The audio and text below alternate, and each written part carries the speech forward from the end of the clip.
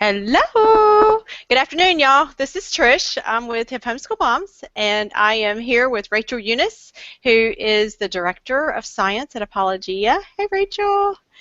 And my other half, Leanne. Y'all know Leanne. She's with Hip Homeschool Moms. She's one of the Hello. other owners. And we've actually been hanging out with Rachel for 35 or 40 minutes. So I actually know everything there is to know about Rachel. Not really. But I have figured out, I told her she's my new best friend. So if y'all hear me talking about Rachael Yunis a lot, you'll know why, right? So Rachel, I guess it's required for me to re-ask a lot of these questions, right? So they get to know you the way I do now. so, Okay. so tell us about your background. Tell us who Rachel is. Tell us how many kids you have. Tell us where you live. Tell us all that good stuff. All right. Well, my name is Rachael Yunis, and I live in Williamsburg, Virginia. I am married to Sam, and we have 3 teen boys.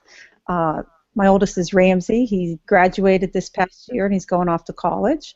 My second is Stryer. He's a senior in high school. And my youngest is Zach, and he will be entering high school this coming fall. Great names. Stryer? That's a great name. It's, Where'd you get that name from? it's made up. If you take every single letter of his name, and it's the first letter from my name, my husband's name, and our parents' names, and we kind of mixed them up till we came up with something we liked. I like it. I like it. Great job. Okay, so she left out one very cool aspect of their family is their background. So go ahead and tell us the truth. Tell us all about the science background of your hubby and you. Oh. All right. Well, I am married to Dr. Sam Yunis. He's a rocket scientist. Literally, at NASA. How cool is that? Yeah, he works on all the unmanned spacecraft that go up into space. So, yeah, Which he's is so very cool. How many times have we all said, it's not rocket science or whatever, and yeah, he can't say that. It is rocket science. That's so cool. But Rachel has a very cool background too. Go ahead, tell us yours. Well, for my background, I have a master's degree in molecular genetics, and I did research at Case Western Reserve University for 10 years. Then I joined a startup company that did research. I also have a master's degree in biomedical ethics because I realized that just because of the things that we could do in genetics didn't mean that we should be doing them in genetics. And I'm sure I did not ask her this, but I have absolutely zero doubt there is a story behind that degree. And I'm not going to ask you to share it. So I'm sure there is a story behind it, but I did go off. I actually was employed by the American Medical Association's Department of Ethics for a while, and I used to write articles for them based on the research that was being done. I would take the scientific papers and interpret them for the layman and put them into words that everybody could understand so that people could realize that we needed to get a handle on everything that was happening. What a perfect person to be the director of science at Apologia.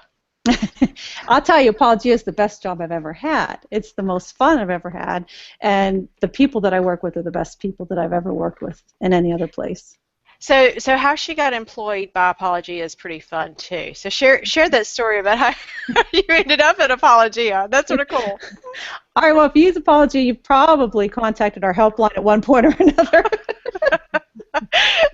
Isn't that cool?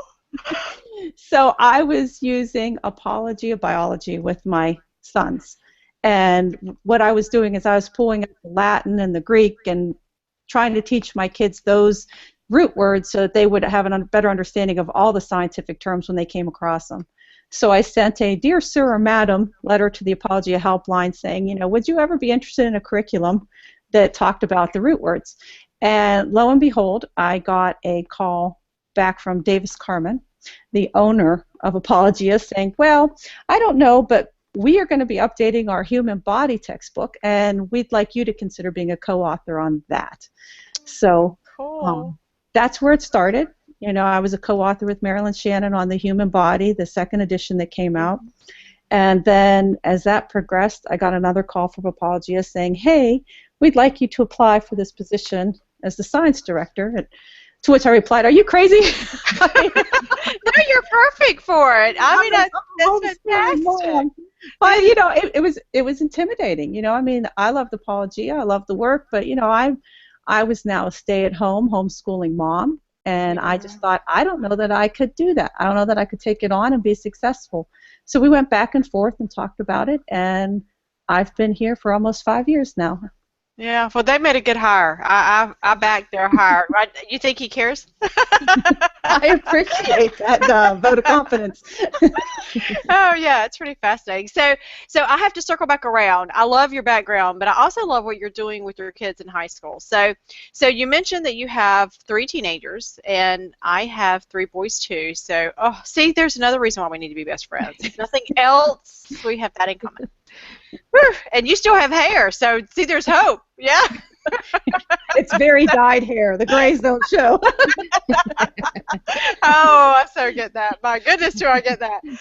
So, but one thing that you are doing that I am really fascinated with is you have one that's doing dual enrollment at William and Mary. So tell us, you have done co-op, you've done dual enrollment. You said you didn't even have curriculum until they went into high school. So you have done a little bit of everything, tiptoeing around all kinds of different ways that people are homeschooling right now. So tell us about how you homeschooled and why you did some of the things that you did. Well, when we first not started out, do. You're not did. You're a do. You're still doing. Sorry. It's a forever thing in life, I guess. Mm-hmm. When my kids were little, we lived in Florida. My husband worked down at Kennedy Space Center, and they had all-day kindergarten.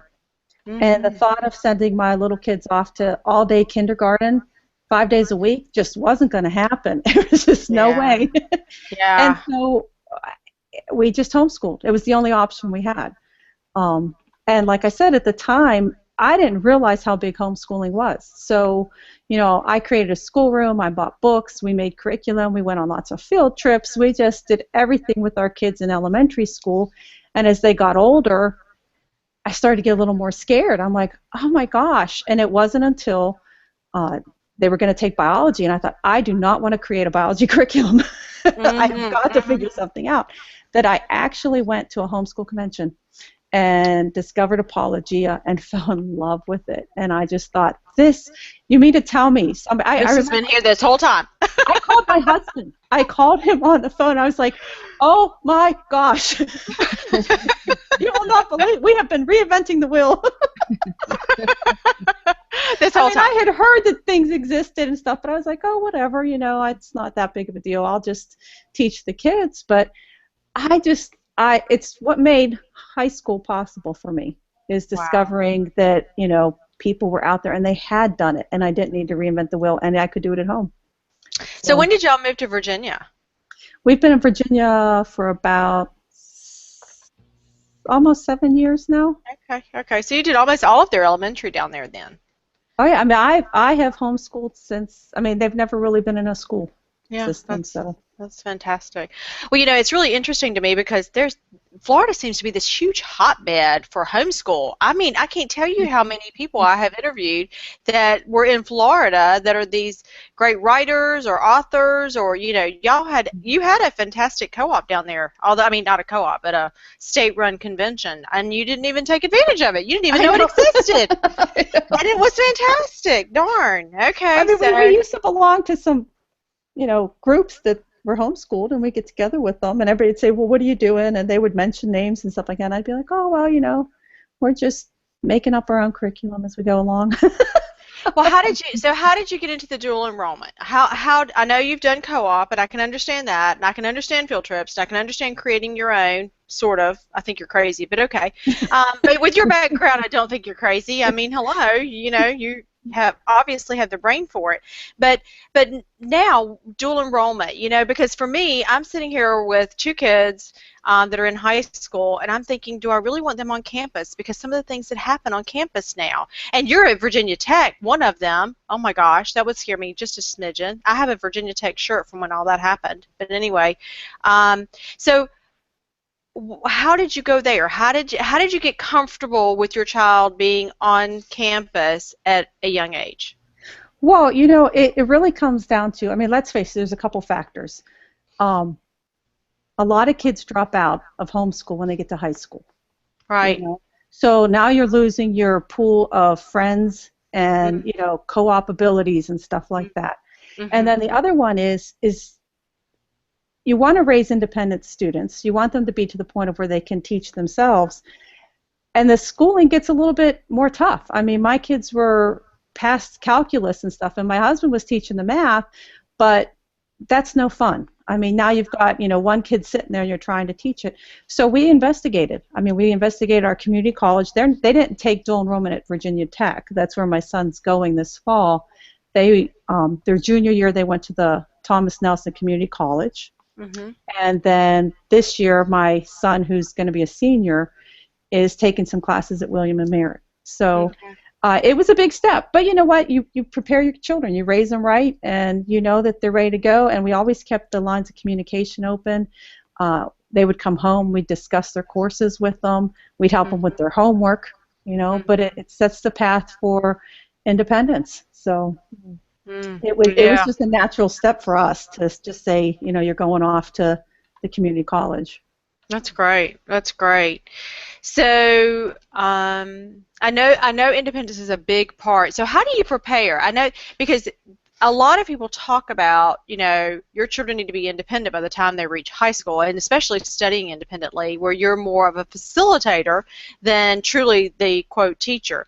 How do you prepare for that? Because that transition, if you have not moved, fortunately, I come from a Montessori background, which is very much a independent, focus as well, and so my kids are there too. But how do you teach somebody that doesn't have that? How do you help these moms go, start looking at ways to allow their children that independence all along? Because you can't just throw them in there at high school and go, okay, here you go, it's your turn now. So it's a process. And so how did you prepare? What did you do? It's a big experiment at our house, and that's what we've always said. We were very blessed. Our two older ones were more mature. Ask me in another year. My third one is my wild child. I got that. See, another reason why we need to be best friends. See, yes, I get that. I mean, and I think, I think homeschooling parents need to be openly honest with each other. I mean, my third child's not quite there yet. Is he independent? No. I mean, it's frustrating. It's just, so it's more of a it's willing them to be there, stepping back enough to let them fail. Exactly. I 100% agree with that. Yep. And letting the consequences be where they are. I mean, my son we homeschool all year long. It's 365 days, taking breaks, taking vacations, going places, doing things, so that we have the freedom to do that. But my youngest, he's very strong-willed. There are days where he'll just sit there and stare at the wall. He doesn't want to do his work. Oh my gosh, Leanne, who is she describing? She is describing my Blake. Oh my goodness, Blake, you're going to watch this interview after it's over with. It's one of those things where then you start butting heads with your kid, and you're just sort of like, all right, this isn't a healthy relationship. I really want to like you. I really don't like you right now. Yeah, I know. It's so hard sometimes. So, I mean, he's given up a lot of his weekends. I mean, we've kind of let him say, that's fine. If you don't want to do your work today, don't do it. But by the time this weekend comes, you're going to have to finish it up before you can go outside. And if you miss an opportunity with friends, that was your choice. That's right. So, that's right. Natural consequences. Yeah. I mean, we do that. My favorite line is, those are the natural consequences of decisions made, whether they were intended or unintended. I mean, you may not have realized that this ripple effect was going to go all the way out here, but you know what? You've got to live those natural consequences. Yeah. I think that's important for homeschool moms to realize that, because we are, it's so easy for us to be the safety net. It's so easy for us to step in and say, no, and be those bumper guards where you're sort of pushing them back on the track. But if you don't allow failures, that's actually, for me, I just allowed my kids onto Facebook. My 14-year-old and my 15-year-old both have Facebook accounts. And I did that for this very reason. They need that exposure where I still have access to it. I still have, I can, have their passwords. I go out there and look at what's going on, and I can help guide them through some of these decisions and why this may not be good or why that may not be good. But also, I'm going to let them make a few mistakes. So, it's tough. It's so tough. It's tough, but you know what? I'd rather have them fail in a safe environment. That's right. Than to get out there, to be at college, or to be, in the community as a young adult, and to fail without all the safeties in place. You have to learn how to fail gracefully, how to recuperate from that. And once you do that, hopefully, it's been a very struggle with my youngest, but you learn from it and you build on it. And so. Right. That's great. I think that's probably some of the best training we can probably give them is giving them the opportunity to fail and recover, because you do recover. You do bounce back. You do come back. You hope. You get right back on that horse and you keep riding. But you learn. Hopefully, you learn from those mistakes. So your sons did some really cool internships. Can I go back there, because I'm really jealous? I want to do some of those internships. So you talk about helping your kids, and this is something else that we have in common, helping your kids find their thing, whatever their thing is, whether it's science or whether it's art, or, the Carmens are dealing with that right now. One of their kids who was planning on being a doctor ending up in graphic art school. Wow, talk about following your thing. But so how did you do that? How did you help them identify, and present them those opportunities where they could follow their interests and their passions? Well, kids need time. And that's the one thing, and that's the beauty of homeschool too. When you look at a public school or even a private school, there's a lot of good private schools out there. There's a set curriculum, there's a set schedule, there's, everything is set. And if you don't fit into that mold, too bad. That's where we're headed, and that's where everybody's headed. And with homeschool for us, we gave our kids time. Our day isn't full of curriculum. As they got older, I gave over, the schedule to them. Like, this is what you're expected to have done this week, but when you do it, how you do it, that's entirely up to you. And oh, by the way, we had Free Thinking Fridays, so I didn't schedule anything for Fridays. If they needed that time to catch up on some work, that was fine, but otherwise, that was the time to go off and experiment. That was the time to go for a bike ride. That was, where they could explore and everything. And my older two really got into computers and computer programming and computer graphics and gaming. Were they into gaming too? Oh, they're gamers, yes. We're going to have a conversation there too. You just keep talking, but remind me to come back to that. Okay, I'm writing it down. That's my headset. I got this really nice gamer headset for a birthday gift. So I have gaming written down with a big arrow. I'm coming back to that conversation. Okay, keep going. Following their passions, following their interests. Following their passions. So this Free Thinking Friday. It's taken off. They started. It was really interesting. My husband used to go out and get old computers, and he would take them apart and reprogram for the kids to play with when they were young. Well, just last year, one of our neighbors up the street found out that my kids were into computers and everything, brought down wagonfuls. And I'm telling you, wagonfuls. He was one of those red hat developers that sees, who gets paid to hack. Oh my God, those are cool. And told my kids, here, strip them apart, rebuild them, learn. So that's what they like to do. Now you look at my youngest son, and he's not into that. That's not his thing. He's outdoors. He is the kind of kid that will come back covered head to toe in mud. To the point of where you have to hose him off for a half an hour before he can even come into the house. He's your biology kid. What are you talking about? I'm hoping if I could slow him down long enough to actually have a conversation.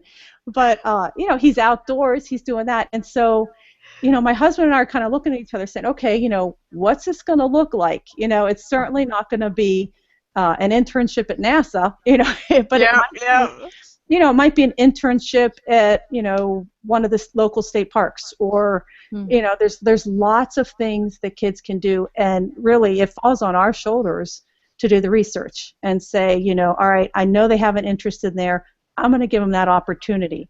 If they fly with it, great. If they're not, no harm done. They've been exposed to it. And you just keep playing off of that till you find out where your kids' passions really are. I love it. I absolutely love it. Okay, so let's go back to gaming because, I'm going there. Because truly, I think that's something that all of us struggle with. All of us struggle with boundaries. All of us struggle with limits, especially if you have gaming kids, because these gaming kids, it's obsessive. They become so enthralled with it, and truly there's a social dynamic to it as well. They make friends and do all that.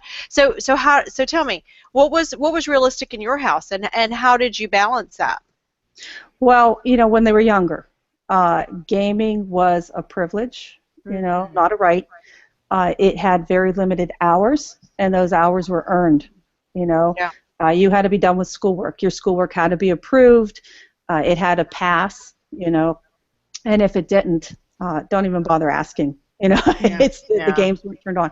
As they got older, that relaxed more, to the point of where once they were dual enrolled in college and everything, it was like our philosophy is, and this is going to sound rough, but this is no. I expect A's. I expect them. Yeah.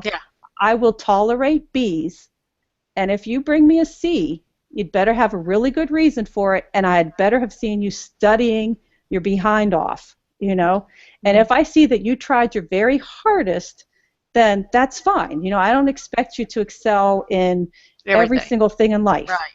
But I had better see you trying. And so once our kids reached like 11th grade and they started doing dual enrollment, we kind of relaxed that. We said, you know what? Eventually you're going to be out of the house and you're going to have to manage your time. Mm-hmm. So you need to figure out, how much time can you spend on the computer? How much time do you need to study? How much time do you need for class? And family time, and it really letting them figure it out. We actually are a lot alike. I love your philosophy, and I think that's brilliant. I think that's I think some of us, again, it's part of that failing in a safe environment, because they will fail. You give them enough rope, and at some point in time, they're going to hit a roadblock, and they're going to make some mistakes, and that's good. You want them to make mistakes where you can walk through it and talk through it. So, I love that, and I'm not there yet. So, I would tell young parents, young homeschoolers, don't do it. Don't introduce the games. Don't introduce it. Keep them out as much as you can, because they are addictive. They really are. And so as long as you can prevent that coming into your home or the kids being exposed to it, the better off you are. And don't ever give them free rein, because, I don't know, we're all pleasure seekers. They're going to want to go and play their games. So you have to, once you start doing it, you have to set the limits, and it has to be reasonable. Yep, and we struggle with that. We struggle with balance. I can tell you. There's Leanne. Leanne jumped off. I don't know, Leanne. Did you not like the conversation? Were you sick of games? Is that what it was? I'll share with you this, though, Trish. This past year, my husband and I became foster parents, and just to newborns. There's a law in Virginia that for 10 days, if a baby's going to be put up for adoption, that the birth mother can change her mind. Uh-huh. So we step in and we take the baby home from the hospital and just love on these newborns for about 10 days, and then they go to their forever families. Well, there's nothing nicer than at 2:00 in the morning, walking down the hall with a newborn, and your son saying, "Oh, Mom, I got it. Don't worry about it." I'm sitting here waiting for my game to start. Oh my goodness, you're kidding. And, they'll feed the baby, burp the baby, bring the baby back to the crib, and I get to go back to sleep, That is precious. So there are some advantages to gaming, There you go. That's honestly, though, empathy, that's pretty cool too, That's great. Oh, too funny.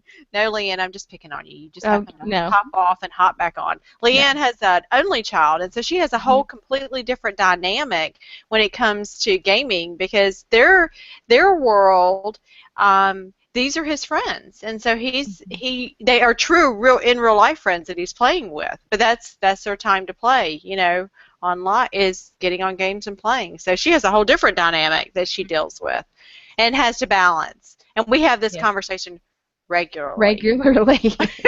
Well, you know what? That's the way technology's going too. I mean, I go into my son's rooms and they're talking with people all over the world. I mean, they have these relationships set up, and it's sort of taking down the political boundaries and everything when you're talking to somebody in a different country, and you see that you have things in common, even if it is gaming. I don't know. Yeah, I know. It is. It's pretty fascinating, and it's interesting because my oldest, a couple of years ago, maybe not even a couple of years ago, maybe last year, I was, he just happened to be peeking in here when I said that. My oldest, we were having a conversation about, we were struggling with that balance, and I said, well, if it were up to me, I'd have them gone. The games would just be gone. And truly, that still is always an option. If it becomes to the point that it controls everything, they go. And so, and he was really upset over that. I mean, just, Mom, those are my friends. And so, just recently, like I told you, they've only had Facebook for probably 2 or 3 weeks. And so, one of, some of the folks on Facebook don't have pictures, they don't have images, they're real private. And I said, but then there's others that, are friends that they know and they have pictures, etc. And I said, you wouldn't know them if you walked down the street. If you bumped into them, you wouldn't know them. And they said, yeah, that's the difference between in real life friends and gaming friends. And I was like, aha, you finally see the difference. Yeah. There is a difference. Yeah. My oldest son did the HEAV graduation. Yeah. And it's an interesting story that relates to that, is that he was standing along with some other kids, and somebody heard him say something, and he came up, he's like, oh, wait, and he mentioned the gaming name. And, oh my gosh. And my son said, it was kind of awkward, we kind of stood there and looked at each other. We weren't sure what to say because we were friends online, but we'd never seen each other. Isn't that funny? And that is a whole new social dynamic that we're having to walk through. So yeah, it's true. It's very, very true. And some of my kids don't have their picture out there. I said, and if you can't show your picture, they're not really friends. Come on. So anyway. Well, at our house, surprise inspections happen at any time. I'm always like, hand over your phone, and I'm going through text messages and phones and pictures and, going through the history on computers and stuff like that. I mean, it really is our job. I mean, it has to be. Yeah, exactly. Keep them safe. You do. You really do. It's so and I know a lot of moms don't agree, and they won't do that. They feel like it's intruding, and so be it, but not in our house. Our house is like, yeah, this mom's coming in. You're under my roof. I own it. No. I know, that's right. So you have the ability with all these, teenagers now to pick up and go, to travel. Your field trips are probably a lot wider ranged, right? It seems like you almost feel like you're all over the world. Yeah. Do you do it? I mean, it feels almost unschooling. Not quite, because you're using textbooks, but at the same time, it feels like you have some of that dynamic in your homeschool. Is you learn on the go. Well, my philosophy is textbooks are great. They teach you the facts of the people who came before you. Someone did the research. Someone, is telling you that. But the learning doesn't happen until you close that textbook and you get out and interact with your world. That's where the learning engages in. And so we use textbooks as a means to get to the end, which is to get outside and to actually interact with what we're learning about. We have a telescope. We go out and we look at the stars and the moon and everything like that. We're at the zoo. We're at the botanical gardens. I mean, you can look at a picture of a flower. You can talk about all the different parts of a flower. But, I mean, let's face it, there are so many different kinds of flowers out there, and they're all so beautiful and gorgeous, and how they came to be. Or awful. Yeah, exactly. And why is that? I mean, really, you can't smell a flower in a textbook. Get out there and smell it. I mean, there are some that are god awful. Yeah, that's right. That's right. And it's fascinating why they are god awful, right? Yeah. So, do you use the field trip journal since you're Apologia? Have you used your field trip journals with you? Well, I created the field trip journal, and that's I it came know. out this year. And I'll tell you why. I went to Davis and I said, I lead a lot of field trips with our local homeschool groups and stuff like that. And over the years, what do you see? You go into the aquarium and you either see loose paper, no paper, or like a clipboard. Mm-hmm. And that is just heartbreaking to me. I mean, the kids, if they're taking notes, They get those notes are lost. never going Yeah. to make it anywhere. They get lost. Exactly. It's just goes home and goes in a garbage can somewhere. Right. I mean, so where's the experience in that? Where's the, looking back on it and remembering, or, oh, I want to look more up on that and stuff like that.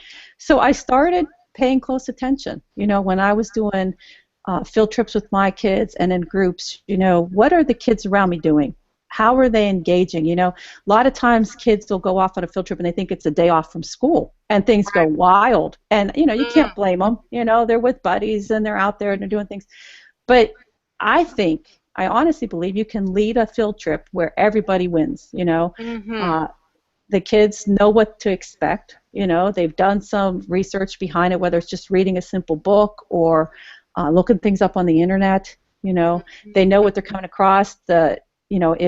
If you as the teacher has prepared for it, we have that difficult job of re-engaging our kids. You see them wandering off, you got to bring them back. You got to point out the fascinating things that they're seeing. So I thought, all right, I want to create something for kids. Whenever we've traveled, I keep a notebook. We write in our notebooks and everything like that. Kids don't necessarily like to do that, so it had to be colorful, it had to be fun. But the field trip journal that Apologia now has, it has a place to document, where you went, when you went, what you learned. One thing I put in there was, one thing I never want to forget. I mean, I used to love. I know. I love that. You pile in the car and the kids are jibber jabbering back and forth, and and you say, what was the one thing you really enjoyed, and they'll tell you. So it's a place for kids to reflect and write down the one thing they never want to forget, so that someday when they're at the Air and Space Museum, they can bring their kids there and say, oh, I remember when I came here as a kid and it was so cool to see this. I love that keepsake factor, because that, to me, all moms, we have this thing about not wanting to throw anything away. I mean, I'm the same way. We have boxes after boxes after boxes of stuff that we'll probably never go back to and look at. I might keep their notebooks, just because I find it fascinating to get back and look at my own notebooks. Mm-hmm. But the field trip journal is something you would keep. That's something you automatically would look at and go, oh yeah, this is something I keep, because that's memories. Those are memories sitting in there, and especially if you actually put the pictures in and things like that. I mean, oh my gosh, that's fantastic. I love it. I think that was brilliant. That was so smart of you. So yeah, now I understand why they are so brilliant. Now I know the mind behind it. Aha. See, yeah. So tell us about the parts of the field trip journal, because not everybody has seen it. I have one, but tell us about them. Well, let's see. I have one here too. Yeah, let's talk about it. Mine's easy. Here we go. Did you find it? Okay, good. It's on my Apologia shelf right behind me. I noticed all the Apologia. Believe me. Okay, so I'm putting the camera on you for a little while. Okay, talk. Field trip journal. It comes with some, you'll notice there's no author name on it. I'm not the author. I mean, let's be honest. You take field trip journal, the kid is the author, Yeah. So it was really important to me that it says, this journal belongs to, This is a child's journal. I took the time to write up some things about if you're going to prepare for a field trip journal. So many times I've gone in unprepared, or wish I had certain things, so... None of us have ever done that, Rachel. I don't know what you're talking about. Darn. If only I had, a magic genie, a do-over. But, so I started keeping track, all right, a week before, the night before, on the way and while you're there, and I asked myself, what are some of the important things that parents as teachers need, and students and stuff like that, and...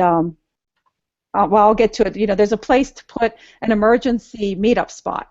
You know, it was always my fear, especially with 3 boys. You know, I only have 2 arms, and it was just like you're always outnumbered. I know. you know, I mean, I was constantly counting heads. You know, you're in a group, and if you're the group leader, you're like 1, 2, 3, 4, 5, 6, 7. Okay, you know. Yep.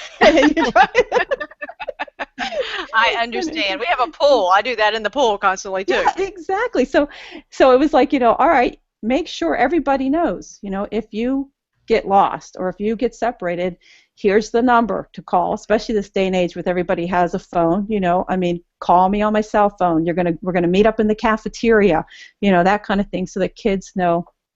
But then we had a lot of fun, my husband and I, coming up with field trip ideas. So there's a whole 2 pages of field trip ideas. I love that. It starts off with real simple things that everybody can do, but then we kind of we wanted to have some fun, you know. So like under space and aviation, the very last one we suggest is, you know, take a trip to the International Space Station. Oh yeah, I wonder why. And you know, and although that's far-fetched, none of us have you like hundreds of millions of dollars. You can do it virtually, you know, which is something we did. You know, there is a Book Extra site, you know, associated with this, and we've done research on hundreds of field trip ideas and everything, so that if you don't, you know, have an idea of where you want to go, you can go and get some ideas. Or if you're going somewhere, you could say, hey, did they do the research on that, and give you the background information on it. So that's part of the textbook. And then, like I said, there's places, you know, where you've explored. We have, you know, for your state, for in the country, if you go somewhere outside your state, and then even, you know, around the world. You know, if you're blessed and you get to go somewhere else, you know, mark it down, the date, the destination, where you were, you know, and everything. I love it. I think it's brilliant.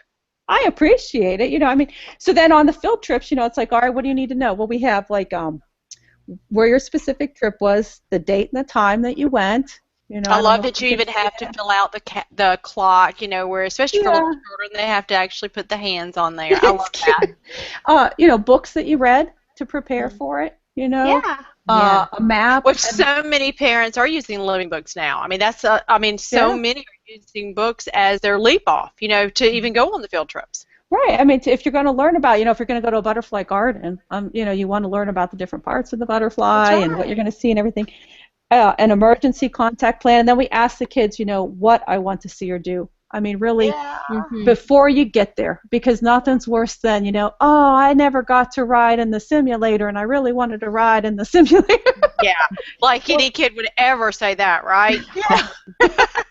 So, you know, I mean, if everybody puts down their one thing that they really want to do, you'll make sure you get to it, you know? That's right. That's right. That's a good idea, especially with 3 kids. That is a really good idea. Yeah, you know, well, then nobody can complain to me. That was always... Yeah, there you go. There you go. You didn't tell me. You know, there's a place for story of my day and then something I never want to forget, you know? I love that. And it's just simple. I mean, it's just a cup, but it marks it. Then there's a separate part. There's 2 more parts to the field trip journal.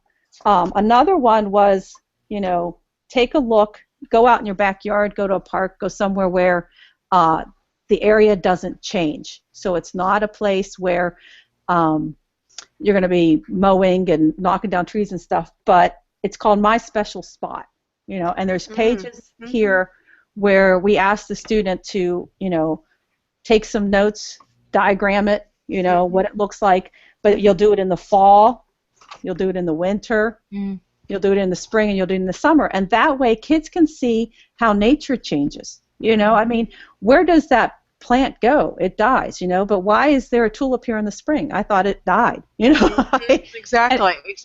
And it gets them documenting things like that. And then thinking about it. And asking questions. About it, asking questions, stuff like that.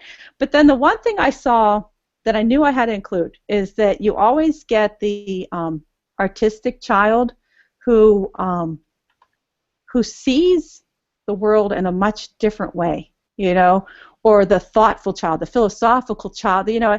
And so at the back of this, you know, we put in thoughts and drawings as I see it. I love that. And they are really, you know, they're just prompt pages that are open, have some colorful things on it, but some of them have prompts like as I see it for movement or reflections and stuff like that. And some of them are just plain that the student can fill in on their own and stuff like that. But it gives the child a chance to really capture their world. I mean, the world is theirs. I don't, I love children. I love their laughter. I love everything, and I want them to realize, okay, mom might have taken you on a trip, and I might want you to see this specific tiger or whatever, but when you actually get down on their level and you see it through their eyes, sometimes the biggest lessons come from them, not from the teacher. I agree. So, I agree 100%. And so so your motivation behind it is fascinating too. I love that. I love getting to know the whys about a product, and the fact that you saw a need and you wanted to fill the gap, and you wanted to fill it originally and creatively, and you wanted to incorporate ideas that nobody else is doing, and you wanted to make space for all these different learning styles and types. I love that. So that, I really do believe in your journal. So that when I say it's brilliant, I'm not just saying that. Leanne knows me better than that. I would never say it if I didn't believe it. So yeah. Yeah. Well, hey, I'm always open to suggestions, ideas. Pockets. Yes. Yeah. That's a great idea. I've had a couple parents say that to me. I have a planner that I use because I am like the planner queen. Yeah, and actually that's one of our questions. that has a pocket in it, and so that might be something that we incorporate in a future reprint or something. So yeah. So I have a question. Okay. So over on where we're live streaming this, one of the people asked that she says she has young kids, and so she asked, and she's already bought the field trip journal, but she's not sure how to use it. So with the younger kids, so do you have any ideas specifically for her, Rachel, about how she can integrate the field trip journal with her younger kids, or even some field trip ideas that she could do with them? Well, I would suggest go to the website and to the book exercise to get ideas for field trips. Really, we did a lot of research. Okay. So that would be a great place to start for research. But with younger kids, I would love. I wish I would have had this when my kids were little. But like I said, we used to keep just a regular notebook. But depending on their age, that's the kind of thing whereby you can sit down on a bench while you're there in the cool shade, taking a break, ask your student, what do you see, and capture their words, let them dictate to you what they want to say, to remember and stuff like that.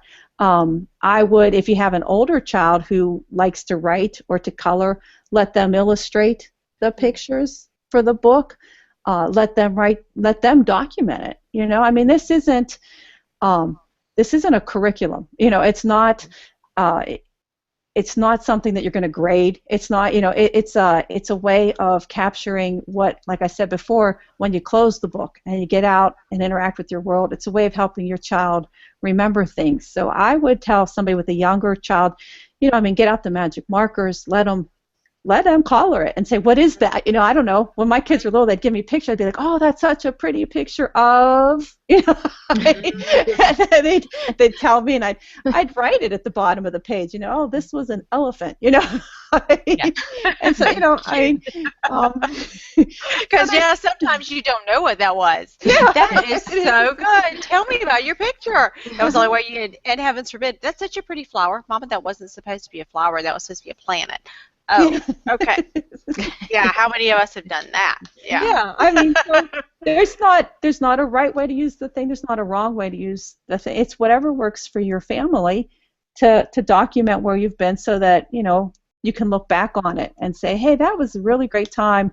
We haven't been to the zoo in a couple of years. We should go back. Yeah, I agree. And zoos are fun. We wait till everybody goes back to school. We're honest.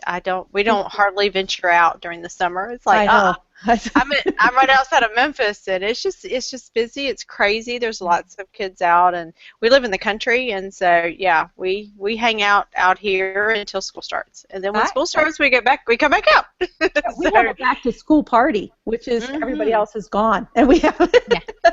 Well, he was a. I'm glad you brought that up because he was a very well respected state convention up there in Virginia, and I keep hearing such. Florida, Virginia, Texas, obviously, has some really great conventions. Pennsylvania, I guess there's some others, but yeah. So you went from a great state to a great state. How did y'all plan that? That was just a coincidence, right? No, we followed.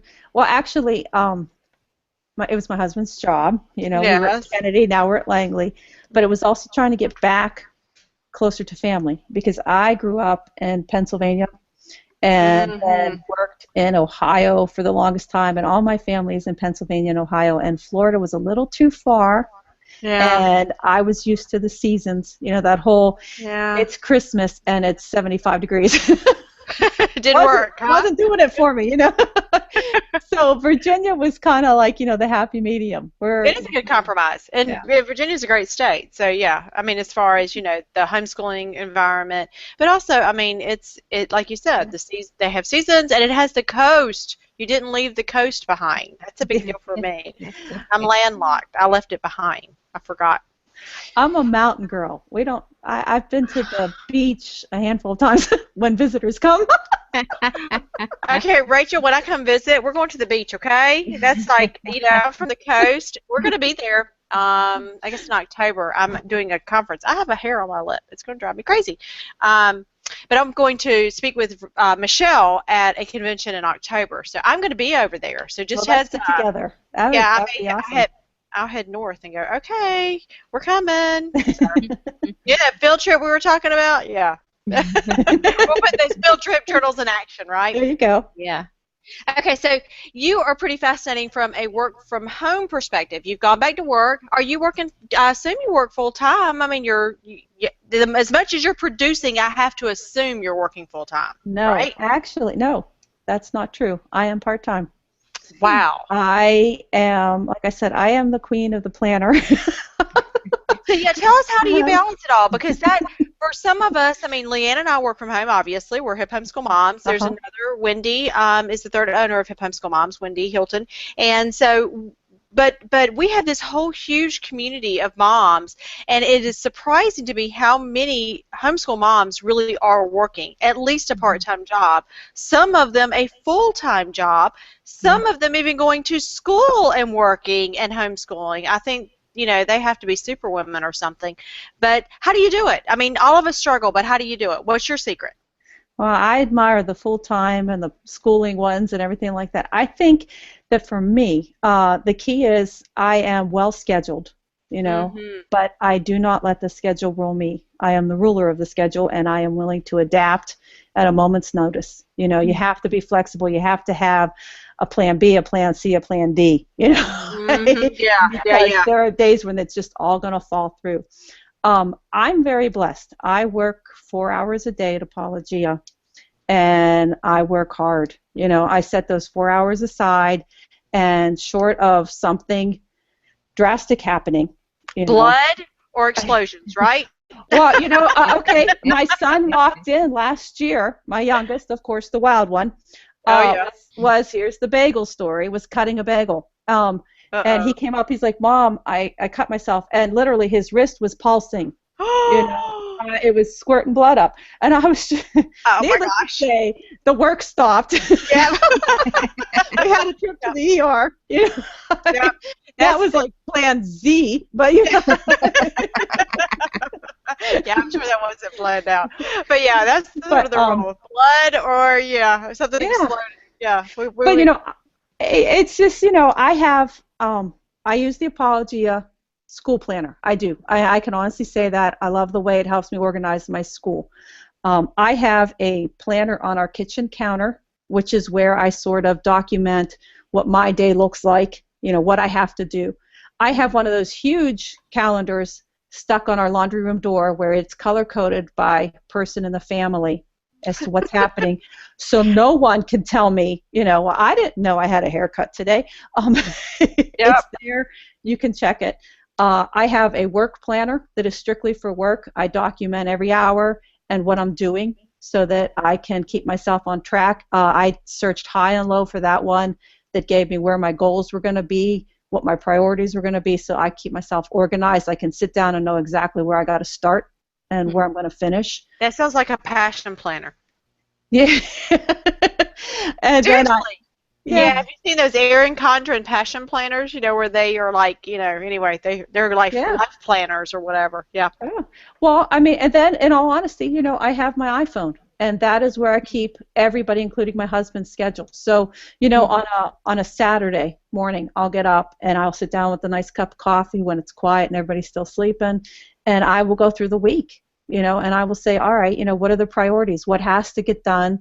Where am I going to fit my work in? And I'm very blessed, working at Apologia. I could work in the morning, or I could work in the afternoon, or I could do both. I can split my day. So I kind of look at the family schedule, and then I look at my work schedule, and then I look at my personal schedule. I guess, like a typical mom. Moms, we always put ourselves last, but you're like, all right, where am I going to fit that in, Yeah, I know. Yeah. I can read at midnight, I guess, That's funny that you color code. I do the same thing. There's something about having 3 boys. Mine are 15, 14, and 11.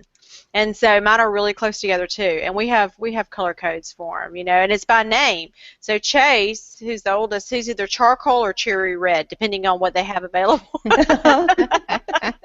And Blake is blue, the blend of BL, and Gage is green, and it's always been that way. And it's funny because Gage the other day was fussing at Blake, the youngest, my wild child, remember?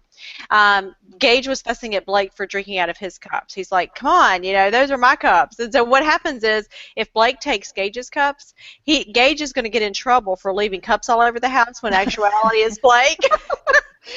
Sounds like a good boy plan. I would say that was well thought out. Yeah.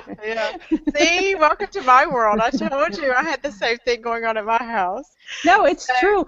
Or, you look at my school planners, and you can tell when I'm having a day because, they're doodled in, And I used to completely color in the day. Like when the day was done, it was completely colored in. And I was like, oh, it's so, so when you flip through it, it looks all nice and cheery, but really all it was showing is, that I could take a deep breath and say, all right, we're moving on to something else. The day has been colored in.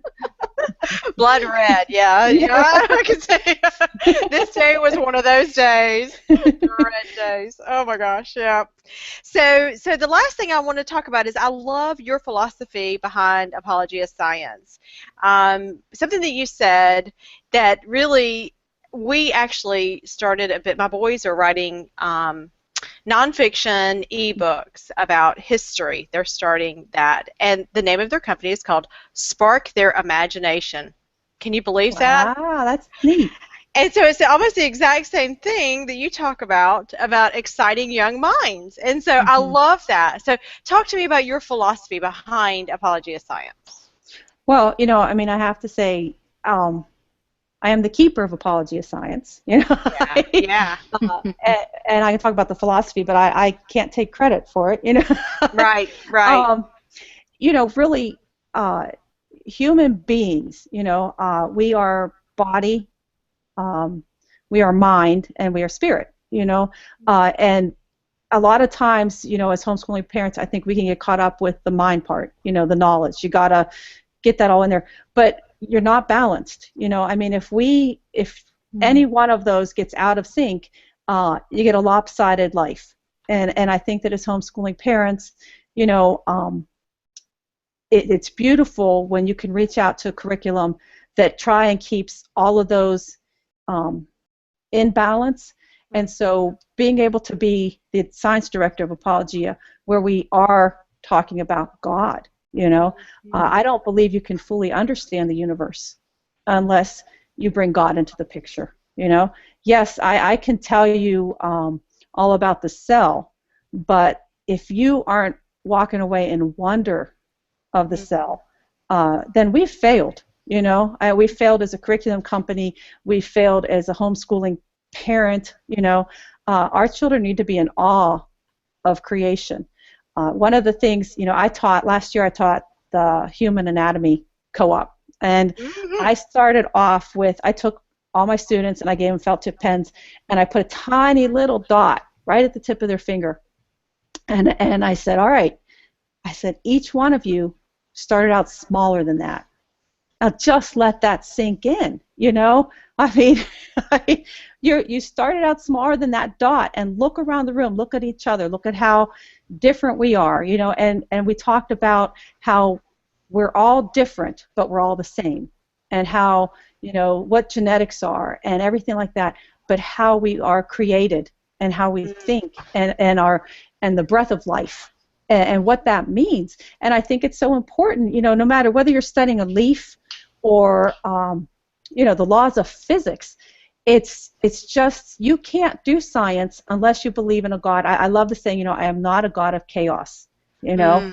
Amen. Science is discoverable, and because it is discoverable, because it was created, and it was created with, you know, God created the laws of nature, and because nature follows those laws, we can go out and look at our world. And I always try, and I want my kids to come to the conclusion, but I always try and bring them back to, you know, I don't care what you're learning in science, and I don't care if you get that huge aha moment someday and win the Nobel Prize, you are discovering what God already knows. You know, God created it. And so I just really believe that we need children to get out there. We're pushing God out of everything, and look at our society. I mean, it's scary. A big blessing. It's a really big blessing to be able. I love what I do. I just absolutely, you know, I've worked in research centers. I've worked with computer companies, startup companies, the American Medical Association. I've been in ethics consults at hospitals, you know, stuff like that. But to come to work, you know, Davis Carmen, the owner, you know, we start our meetings with a prayer. It's just, it's incredible. It puts it all into focus, and things just fall into place. It's a beautiful company, and I really believe that what we're doing, and are we perfect? No, but, you know, we're under God. Actually, Davis puts out a work chart of, you know, the organizational chart, and at the top of it, he has the owner is Jesus. You know, I mean, he doesn't, and we are just stewards keeping the company, and it's not just semantics. It's, you can feel it. It's when you get together with the people here, when we talk about, you know, what new products, when we talk about where we're headed, it's always God focused, and that to me, it's just an incredible place. It really is. Isn't that wonderful to love the company and the people and the organization and the philosophy behind it, to be able to work in an environment like that? I think that's I think that's everybody's, you know, desire, is to work for a company that they can so believe in and so support and so love. If you're going back to work, that's the kind of company that's fantastic. And of course, your story, you know, dear sir, is even better. You know, how you ended up there. So I love that. I truly do. So, Leanne, did you have any other questions? I know you've been out there talking. Yeah. I think that was the. Okay. Well, I have one more. I'm fascinating, but because of your background, I could only, one of the ladies in the group earlier asked if Apologia covers the hard stuff of evolution and, you know, speed of light and, you know, things like that, or if it just completely ignores it. And I was like, oh no, it definitely talks about it. But what an intriguing thought for you to be, you know, a molecular biologist who comes from, you know, dealing with genetics, and here you are, a believer. So you know, I wish I could attribute, I don't know the name, but there is a quote out there that says, you know, you may start drinking the glass as an atheist, but as a scientist, by the time you get to the bottom of the glass, you have no choice but to believe. And I think the deeper you go into the sciences, the more it points to God. It really does. I mean, when I look at coincidences are just too much. That's not a coincidence. You can't have coincidences. I mean, when you have genetics and you have enzymes, and these enzymes need to be present in order for reactions to happen, for there to be a life-giving presence, you know, you can't evolve into that ahead of time saying, I'm going to need that, so I need to evolve it. And I get, you know, I mean, I just, Yep. It's not. And I'll tell you what, I mean, I get so many letters from, it's not just me. And that's why I'd love to hear from other people who have backgrounds in science. You know, I got a letter from a professor who started out as an atheist, and he wrote me his story. He's a homeschooling dad, of how he's a biochemist and how through science he found God. You know, he was just like, you know, I'm in all these classes and the professors are talking, and I just kept saying, no, wait, you know, I mean, that doesn't make sense. How can that be? You know, you're logic, skipping. yeah. You know? The logic you have to put on in the back seat for you to buy this. I agree 100%. I have a friend that did that exact same thing. He started out not really, maybe not atheist, maybe agnostic, and ended up a strong Christian on the other end. Same thing, exact same thing. So I do believe. I mean, I can't speak for the English, and that, you know, my background is in science, but I honestly believe the more you study science, the more it points to God. You can't deny that. You really, I would be fooling myself if I tried to say I believe that. I don't know. Yeah. What a fascinating way to end the call. I love that. So. Well, thank you. I have totally enjoyed spending time with you today. You are going to be my new best friend. You're going to get so sick of me. So I look forward to your visit.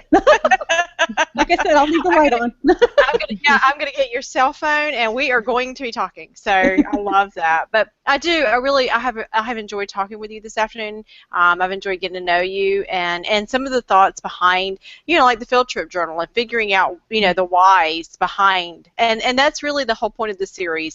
It's talking to folks of Apologia, but it's getting into the minds, the hearts, and the souls of the people behind an Apologia, because each one of y'all brings so many unique characteristics and skills and talents and perspective that weave this beautiful tapestry over there. And I'm a huge fan of Apologia. I love y'all, so I appreciate the time that you've given us this afternoon and let us, you know, get to know you a little bit.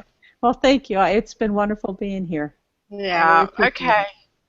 Well, Leanne, nothing else. Leanne's our beautiful person that sits in the background. And she really is doing a lot behind the scenes, y'all, just so you know. She's over there. She's communicating with all the people on Facebook, and she's making sure all the technology is up and running. She's the one that did the Hangout to begin with. She's the one that creates all that.